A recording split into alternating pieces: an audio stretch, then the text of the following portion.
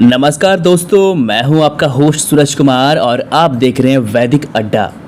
वैदिक अड्डा के आज के इस एपिसोड में मैं आपको कोई कहानी या कोई रहस्यमय तथ्य के बारे में नहीं बताने जा रहा, बल्कि आज मैं आपको एक सच्ची घटना के बारे में बताने जा रहा हूं जो लगभग 2 महीना पहले घटा है। साथ ही साथ इस सच्ची घटना की जो खबर है वह मुझ तक कल परसों ही पहुंची है। दोस्तों, मैं एक पैरानॉर्मल इन्वेस्टिगेटर हूं और मेरा हमेशा से लक्ष्य यही रहा है कि मैं अपने आसपास उन चीज़ों के बारे में जानूं और उन्हें देखूं भी, उनके एक्टिविटी, उनके क्रियाकलाप के बारे में नज़र रखूं कि वैसे आत्माएं या वैसे अदृश्य शक्तियां चाहती क्या है और कर क्या रही है। अदृश्य शक्तियों, भूतों, प्रेतों के बारे में जानने से पहले आप ये बात अपने दिमाग पर बैठा लीजिए कि फिल्मों में और टीवी सीरियलों में जिस तरह के भूतों के एक्टिविटी को दिखाया जाता है, वास्तव में ऐसा नहीं होता है और न ही वास्तव में भूत प्रेत उतने खतरनाक होते हैं। उनके कार्य करने की और आप पर हमला करने का एक दायरा होता है, एक सीमित दायरे के अंदर में रहकर ही वे काम करते हैं। ऐसा नहीं है कि कोई भी भूत या प्रेत आकर आपके शरीर में घुस जाए या आपके जीवन को बर्बाद कर दे, ऐसा नहीं होता है। सबसे पहली बात ये जान लीजिए, बहुत लोग आपको डराने के लिए और अंधविश्वास को फैलाने के लिए आपसे ये सब उलूल जुलूल की बातें करते होंगे, लेकिन वास्तव में ऐसा नहीं होता। लेकिन हाँ, इस बात से कतई इनकार नहीं किया जा सकता है कि भूत और प्रेत नहीं होते हैं। आज जो मैं वाकया या घटना आपके साथ साझा करने वाला हूँ, आपको सुनाने वाला हूँ, उसे सुनकर आप चौंक जाएंगे। दोस्तों, इसी YouTube चैनल के माध्यम से कई ऐसे लोगों के फ़ोन मेरे पास आते रहते हैं समस्या को लेकर। कोई भूत बाधा से परेशान है तो किसी को सपने में भूत दिख रहे हैं। ऐसा ही एक घटना जो है आज से 2 दिन पहले मेरे साथ हुआ। हालांकि इस वार्तालाप में और इस वीडियो में जिस शख्स के बारे में मैं बताने जा रहा हूं, उनका नाम और उनके स्थान का जो जानकारी है वो गोपनीय रखी जाएगी। मैं उनका नाम भी नहीं लूँगा और वे कहां से हैं ये भी नहीं बताऊंगा। बस मैं आपको ये बताऊंगा कि आखिर घटना क्या है और उनके साथ क्या क्या हो रहा है। तो आइए बिना किसी देरी के हम शुरू करते हैं आज का हमारा ये अनकहा अनसुना सच। You are watching Vedic Adda, the horror show.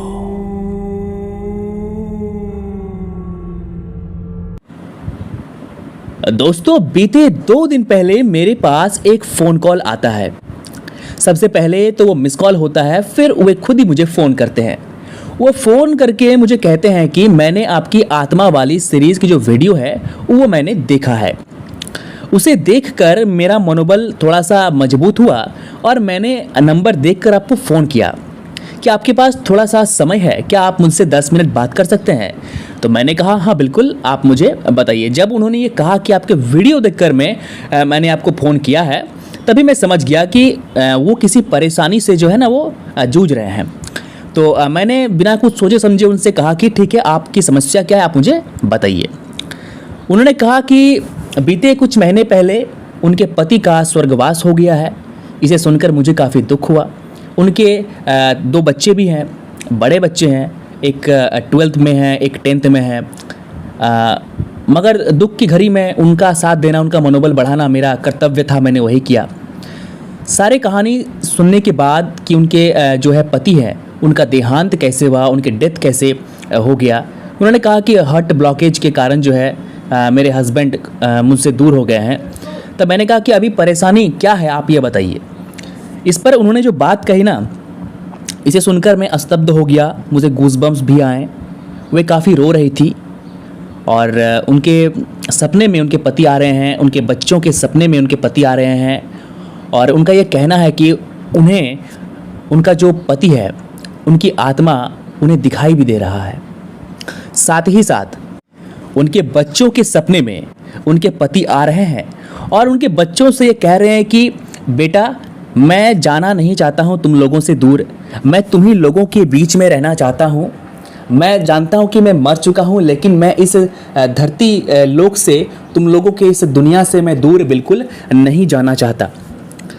उस महिला ने मुझे ये भी बताया कि किसी बड़े पंडित जिससे उनकी इस संबंध में बातें हुई थी, तो उस पंडित जी ने उनसे ये कहा, सब कुछ देखने और समझने के बाद, जिस अस्पताल में आपके पति का देहांत हुआ है, डेथ हुआ है, डेथ के तुरंत बाद जब आप लोग अपने पति के शव के साथ अपने घर आए, तो उसी के साथ आपके पति का जो आत्मा है, जो सोल है, वो भी आपके घर तक पहुंच गया और तब से वो आपके घर में ही है।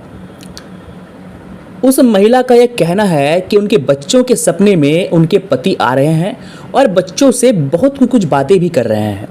साथ ही साथ उन्हें घर में किसी की चलने की आवाज़ें भी आ रही है और घर में कुछ ऐसा माहौल सा बन चुका है। देखिए, जब भी कोई नेगेटिव एनर्जी आपके घर में या आपके जीवन में प्रवेश करती है, वो सीधा असर आप पर तो नहीं करती है डायरेक्टली, बट इनडायरेक्टली वो आपके जीवन पर कुछ ना कुछ प्रभाव जरूर डालती है।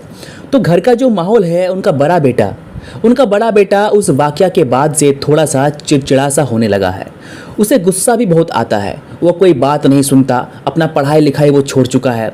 तो ये सब बातें, नकारात्मक चीज़ों के आने से जो है ना, वो नकारात्मक चीज़ें ही आपके जीवन में या आपके परिवार में घटती चली जाती है। उनका ये कहना था कि मैं क्या करूं। साथ ही सबसे रोचक बात दोस्तों यह है कि उनके पति का कहना है कि मुझे शरीर चाहिए, मुझे कोई शरीर दो, मैं फिर से इस जीवन में प्रवेश करना चाहता हूं। तो इस बात पर मैंने उन्हें सबसे पहले सावधान किया कि देखिए, आपके पति मर चुके हैं, ये सच्चाई है और सच्चाई को आपको स्वीकार करना होगा। सबसे पहली बात आप ये जान लीजिए कि मृत आत्मा आपका मित्र कभी नहीं हो सकती। अगर मृत आत्मा आपका मित्र होता या आपका साथी होता, तो कभी भी मंत्रों के द्वारा बड़े बड़े तांत्रिक उन मृत आत्माओं को अपने वश में नहीं करता, वो उनसे दोस्ती करके उन्हें वश में कर लेता। मृत आत्माओं की दुनिया दोस्तों अलग होती है, क्योंकि उनका योनि अलग हो गया ना। अभी हम लोग मनुष्य योनि में हैं और वो अभी प्रेत योनि में है, और प्रेत योनि में होने के बाद जो प्रेत आत्मा है, जो मनुष्य की जो आत्मा है ना, वो पहले की तुलना में अलग हो जाता है। आप उन्हें यह नहीं कह सकते कि वो अब अभी मेरे पति हैं। हाँ, आपको वो सपने में आ रहे हैं क्योंकि उन्हें कष्ट हो रहा है, क्योंकि उनकी अकाल मृत्यु हुई है, और अकाल मृत्यु के बाद जब प्रेत योनि में आत्मा चली जाती है तब उन्हें कष्ट होता है, क्योंकि वे अपने परिवार वालों को देखते हैं, उनके पास शरीर नहीं है। मैंने पहले भी जो है इस बारे में आपको बताया है आत्मा की सीरीज़ में। तो उनके पास शरीर नहीं है, उन्हें कष्ट होता है, वे चीज़ों को छू नहीं पा रहे हैं, किसी से बात नहीं कर पा रहे हैं, उनकी जो हॉबीज़ हैं उनको वो पूरा नहीं कर पा रहे हैं, तो उन्हें कष्ट हो रहा होगा। अपने मनपसंद की चीज़ें वो खा नहीं पा रहे हैं, तो उन्हें कष्ट होगा। और इसी कष्ट के लिए जो है उनका ये डिमांड है कि मुझे कोई शरीर चाहिए। तो इस बात का उत्तर मैंने उन्हें कुछ इस प्रकार दिया कि देखिए, शरीर जो है ना, आप 2-3 तरीके से प्राप्त कर सकती हैं, ठीक है। एक तो जो मृत व्यक्ति है उसके शरीर को प्राप्त कर सकती हैं, जो कि असंभव है, क्योंकि मृत व्यक्ति जो है या तो उसे जला दिया जाता है हिंदू शास्त्रों में, या फिर मुस्लिम या ईसाई है तो उसे दफना दिया जाएगा और वो आपको मिलेगा नहीं, ठीक है, वो संभव नहीं है। दूसरी चीज़ है कि अगर किसी जीवित इंसान पर आप उनके आत्मा को प्रवेश करवाते हैं तांत्रिक पद्धति से, काला जादू से, तो ये पाप होगा, क्योंकि काली विद्याएं करना पाप है, ये मैंने आपको पहले ही कहा है।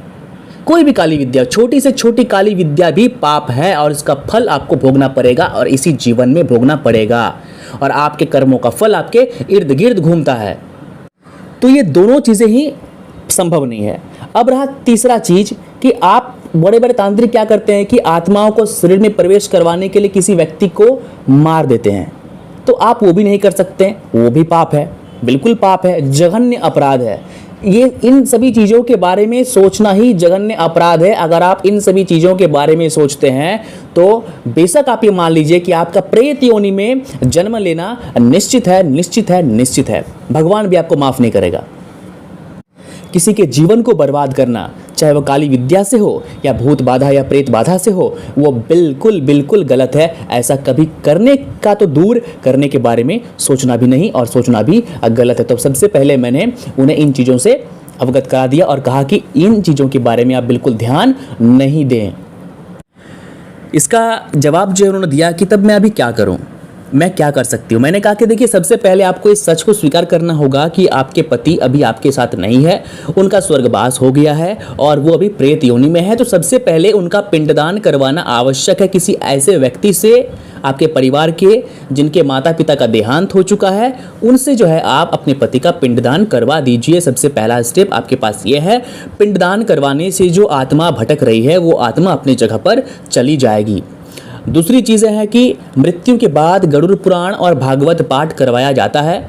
तो गरुड़ पुराण का पाठ तो आपने करवा लिया है, लेकिन भागवत का पाठ आपने नहीं करवाया है, तो भागवत का पाठ जो है आप अपने घर पर करवाइए। अगर संभव हो तो नित्य प्रतिदिन आप हनुमान चालीसा, बजरंग बाण का पाठ करें, भगवत गीता का पाठ करें, रामचरितमानस का पाठ करें और अपने बच्चों को भी करवाएं। इससे क्या होगा कि जो उनके जीवन में नकारात्मक चीज़ें आई है वो धीरे धीरे दूर हो जाएगी। देखिए, मंत्रों की शक्ति तुरंत काम नहीं करती है, आपको कुछ दिन का समय देना होगा मंत्रों को काम करने के लिए, तब जाकर वो जो है अपने शक्ति को वो आपको दिखाएगी, आपके सामने प्रदर्शित करेगी। तो इन सभी कुछ उपाय मैंने उनको बताए। साथ ही साथ मैंने उनसे ये भी कहा कि जो है आप हनुमान जी के मंत्रों का नित्य जाप करें। हनुमान जी के मंत्रों का, हनुमान चालीसा पढ़ने के बाद जो है एक लोटे पानी में जो फूंक मार दें, उसके बाद उस पानी को घर में छिड़क दें या फिर आप जो है उस पानी को पी लें। इससे भी जो है आप अपने घरेलू नुस्खे से और भगवान के आशीर्वाद से जो है आपके पति को आपके परिवार से दूर कर सकते हैं। देखिए, क्योंकि कोई भी मृत आत्मा मरने के बाद मनुष्यों के साथ छल करती है। आपको वो सीधे मार नहीं सकती है, आपको वो सीधे प्रभाव नहीं डाल सकती है, लेकिन आपके साथ वो छल करेगी। आपको बताएगी, रोएगी वो आत्मा आपके सामने, मैं बहुत कष्ट में हूँ, मैं बहुत पीड़ा में हूँ, मुझे बचा लो, मुझे शरीर दो। छल कर रही है शरीर पाने के लिए। उस छल में आपको बिल्कुल नहीं फंसना है। इस बात का बखूबी ध्यान होना चाहिए। ऐसी घटनाएं कल अगर आपके साथ भी हो तब भी आपको सावधान रहने की आवश्यकता है। इस कहानी को सुनाने का और इस वाकया को सुनाने का मेरा कोई मतलब नहीं था। मैं चाहता तो उनके कॉल रिकॉर्डिंग को भी जो है यूट्यूब में डाल सकता था, लेकिन ये उनके साथ अन्याय होगा। किसी के दुख को, किसी के दुखड़े को सुनाना साक्षात, ठीक है, वो बिल्कुल सही नहीं है। तो इस वीडियो को बनाने का बस एक ही उद्देश्य है कि कल अगर ऐसी घटनाएं आपके साथ या आपके किसी मित्र सहयोगियों के साथ घटित हो तो आप भी उन्हें ये समझा सकें कि ऐसी चीज़ें बिल्कुल नहीं करना है। क्योंकि देखिए, लोग जो है ना, लोग दुखी होते हैं अपने परिवारजनों को खोने से और वे चाहते हैं इंस्टेंट दुख के कारण इमोशन में वो आ जाते हैं और ये सोचते हैं कि मरने के बाद भी जो है उनकी आत्मा मेरे साथ रहे। मरने के बाद भी अगर उनकी आत्मा आपके साथ रहेगी तो वो आपको लाभ नहीं देगी, वो आपको हानि ही पहुंचाएगी। क्योंकि देखिए, उनका योनि अलग हो चुका है ना, उनका सोच, उनकी शक्ति, उनका ताकत, उनकी लालसा, अभिलाषा अलग हो चुकी है। और जितना दिन ब दिन वो आत्मा ताकतवर होती जाएगी, उनकी लालसा और उनका लोभ बढ़ता जाएगा। तो ये ज़रूरी है और यही आवश्यक है कि आप उस आत्मा को अपने खुद से, अपने परिवार से, अपने बच्चों से जितना दूर रखें, आपके लिए और आपके परिवार के लिए उतना ही अच्छा होगा। मैंने अपने गुरुदेव से भी उनका बात करवाया। मैंने अपने गुरुदेव से फ़ोन मिलाकर, क्योंकि बहुत सारी चीज़ें मुझे जो है पता नहीं है, तो मैं अपने गुरुदेव से पूछ लिया करता हूँ। तो कुछ चीज़ों का ज्ञान भी गुरुदेव जी ने उनको दिया। और तो अब देखते हैं कि इस सभी चीज़ों के बाद उनके जीवन में कौन सा बदलाव आता है, इसके बारे में भी मैं आपको अवगत कराऊंगा। तो दोस्तों, वीडियो बस इतना ही था, मुझे इतना ही आपको बताना था, आपको जानकारी मुहैया करवाना था। वीडियो अगर आपको अच्छी लगी हो तो वीडियो को लाइक, शेयर और वीडियो में कमेंट जरूर करें। अगर ऐसी कुछ घटनाएं आपके साथ भी घटित हो चुकी है या आपके किसी सहयोगियों के साथ घटित हो चुकी है तो वो भी आप हमें अब कमेंट में जो है साझा करें। उस पर भी अगर आप चाहते हैं कि हम कुछ वीडियो बनाएं, लोगों को बताएं, तो वो भी हम करेंगे। दोस्तों, वीडियो को देखने के लिए आपका बहुत बहुत धन्यवाद। एक बात हमेशा याद रखें, भगवान से, ईश्वर से बड़ी कोई शक्ति नहीं है। ईश्वर की भक्ति में लीन रहें, तामसिक कार्यों से, तामसिक शक्तियों से बिल्कुल दूर रहें। सदैव सात्विक पूजा करें। मांस, मछली, अंडा, मदिरा का सेवन करने से जितना हो उतना बचें। राम नाम का सदैव जाप करें। हनुमान चालीसा का पाठ करें। हर हर महादेव। जय श्री राम।